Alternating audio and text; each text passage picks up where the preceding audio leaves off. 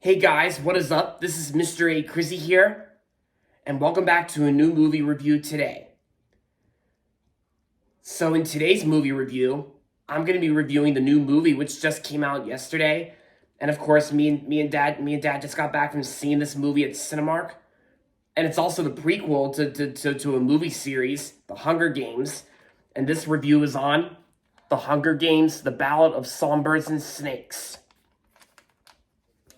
So, The Hunger Games, The Ballad of Songbirds and Snakes is the prequel to the Hunger Games films, and is set 64 years prior to the events of the first Hunger Games. So, in this movie, like years before he becomes the president of Huron, 18-year-old like Snow remains the last hope for his fading lineage. With the 10th annual Hunger Games fast approaching, the young Snow becomes alarmed when he's assigned to mentor Lucy Gray from District 12. On this scene, their instincts for showmanship and political savvy, they race against the time to ultimately reveal who's a songbird and who's a snake. And yeah, we got ourselves a new Hunger Games film. That's not a continuation of the last film, because like I said, this is a prequel and it's set 64 years prior to the events of the original Hunger Games. So I'm actually considered a newcomer for the Hunger Games films, because I've actually heard of the past Hunger Games films, which came out in the mid 2010s and like the early 2010s, like when the past Hunger Games came out. And I've only heard of those films because I actually haven't seen the past Hunger Games films, but I've heard some of them were actually pretty good, because I think I've heard the first two I thought were the best ones, while the last two I think were just good and okay. But like I said, I actually still haven't seen the past Hunger Games films, so maybe I might look into checking them out like after seeing this film sometime soon.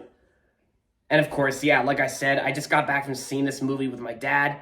And Dad thought it was a good movie, and in my opinion, The Ballad of Songbirds and Snakes was actually surprisingly not a bad film. I thought it was pretty good for the most part.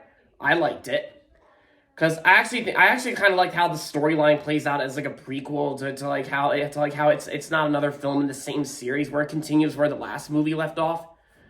Because this movie actually takes place at like 64 years prior to when the first Hunger Games started. Before the first movie happened. And my mom even said that when she mentioned that she was interested in checking out this film someday, mom told me it kind of reminded her of those two shows, Game of Thrones and House of the Dragon, where this movie kind of like gives you those House of the Dragon and Game of Thrones vibes in some way.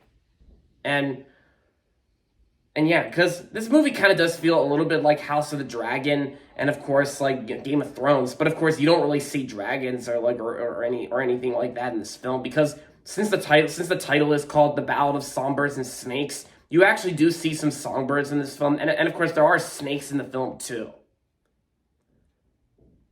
And I gotta say, the performances excuse me, pardon me. Like, as I was saying, the acting performances I thought were well done. I thought the performances I thought were great. Like, I think Rachel Zegler, who previously appeared in the West Side Story remake and Shazam! Theory of the Gods, which came out earlier this year back in March, Rachel Zegler actually did a good job in this film. And Viola Davis was in the film too, and Jason Schwartzman was great in the film. I love Jason Schwartzman in this film. And of course Peter Dinklage. I thought Peter Dinklage actually did an amazing job in this film. Yeah, because and that's kind of like the things where this movie kind of gives you those vibes between Game of Thrones and House of the Dragon, because Peter Dinklage was on Game of Thrones. But I'm not really that. But of course, I'm not really a fan of Game of Thrones or House of the Dragon. It's like, I think I would prefer this movie over those shows any day. And the movie's like 2 hours and 38 minutes, and I gotta say, excuse me, the pacing in this movie I thought was actually well paced, of course, because it didn't even feel like a really long movie, and plus each selection of scenes is actually divided into chapters, like where there's captions saying part 1, 2, and 3. even though I had to take a bathroom break during some point in the film, but I don't know. But yeah, I just had to, so yeah. But yeah, so I also kind of like how this movie also gives you those like little like those like medieval like the vibes or something like that, but it's actually like a dystopian film, of course, whatever you want to call that.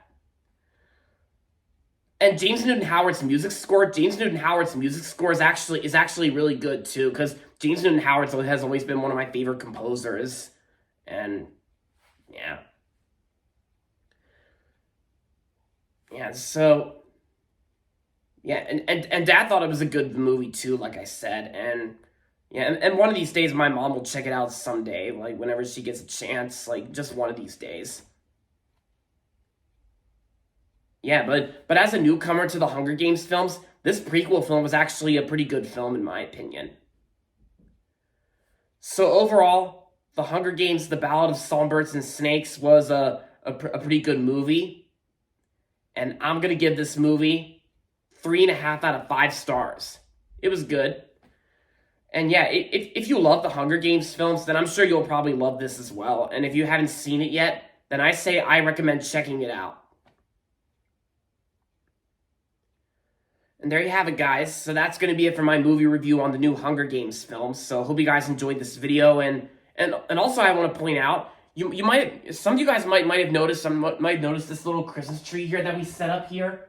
Like while me and Dad saw the movie together, my mom actually decorated the house full of like 2 Christmas trees, since we're getting close to the holiday season in December and we're getting close to Christmas, and so we actually set up this Christmas tree here, like you're seeing right now in this video.